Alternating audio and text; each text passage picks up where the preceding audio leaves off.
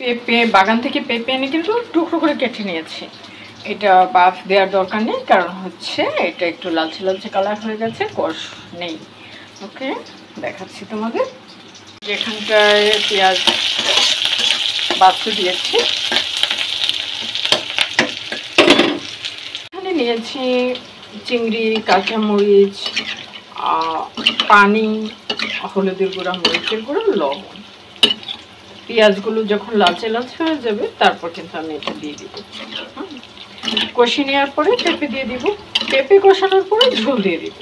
একদম ইজি রান্না, তোমরা সহজেই রান্না করে ফেলতে পারো এরকম পেঁপে চিংড়ি। ওকে,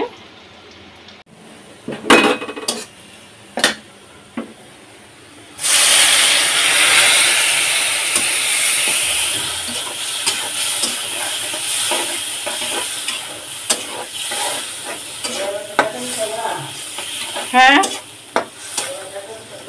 দেখি।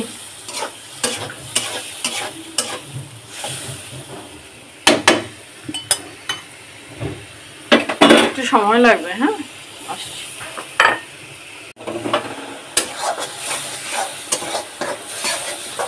তো কষানো কিন্তু হয়ে গেছে, আর কষানোর প্রয়োজন নেই। আমরা যখন চিংড়ি মাছ দিয়ে কিছু রান্না করব সে সময় কিন্তু চিংড়ি মাছ তুলে নেওয়ার কোনো দরকার নেই, কারণ চিংড়ি মাছের শুকলা থাকলেও ভালো, না থাকলেও কোনো সমস্যা নেই। শুকলা ছিলে ফেলে দিলেও কোনো সমস্যা নেই, তুলে নিতে হবে না, কারণ চিংড়ি মাছে কাঁটা নেই, সে কারণে।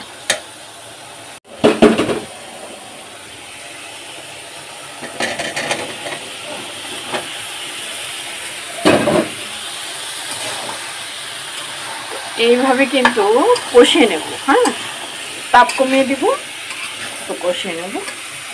তারপর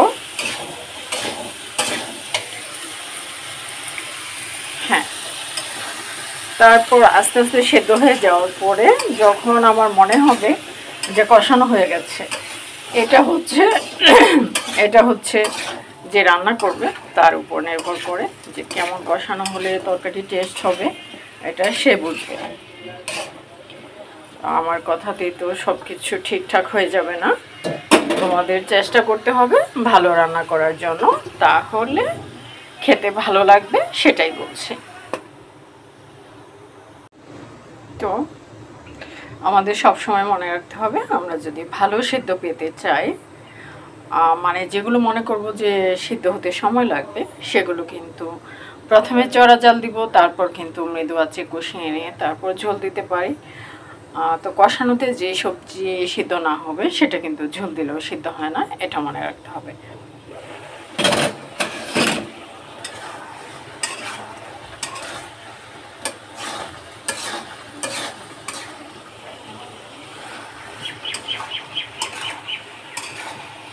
এটা একদম মাখা মাখা হবে, আমি খুব একটা ঝোল দিব না, অল্প একটুখানি ঝোল দিব আমি।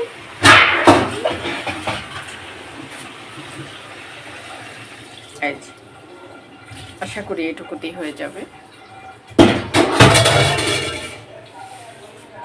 এখন একটু চড়া যাবে,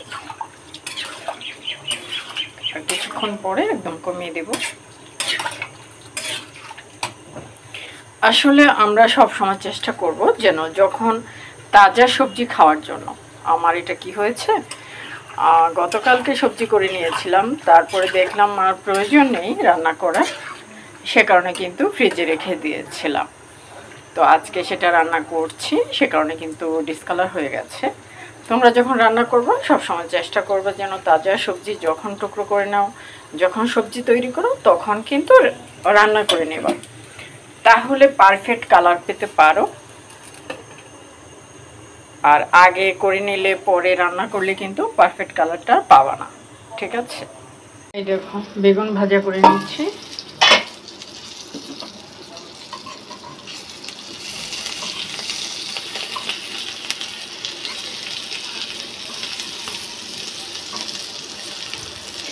আমরা যখন এই চিকন বেগুনগুলো ভাজা করব সে সময় কিন্তু একটু মনে রাখতে হবে, মানে প্রথমে দিব ভিতরের দিকটা তাওয়ায় দিব, তেল গরম হয়ে যাওয়ার পরে মশলা দিয়ে মাখিয়ে, একই মশলা, কোনো সমস্যা নেই।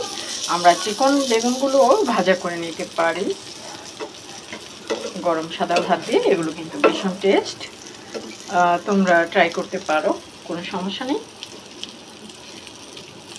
অনেকে আবার মাইন্ড করতে পারে যে এই চিকন বেগুন দিয়ে কী করে ভাজা করব। আসলে আমরা চেষ্টা করলে সবই হয়। আমার মনে হয় অত্যন্ত টেস্ট হবে। এটা মৃদু আঁচে হতে হবে, চড়া জাল দিলে পুড়ে যেতে পারে।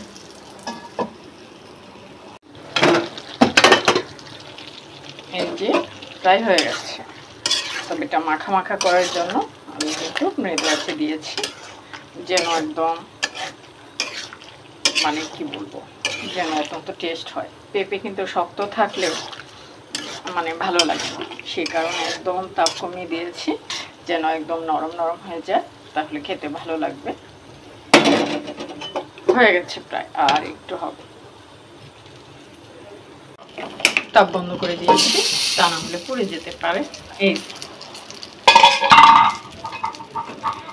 একদম হয়ে গেছে, বেশি আরেকটু হলে পুড়ে যেত।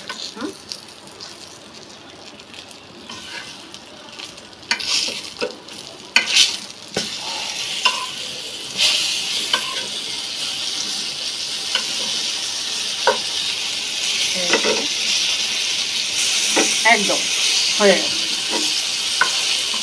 দেখেছ?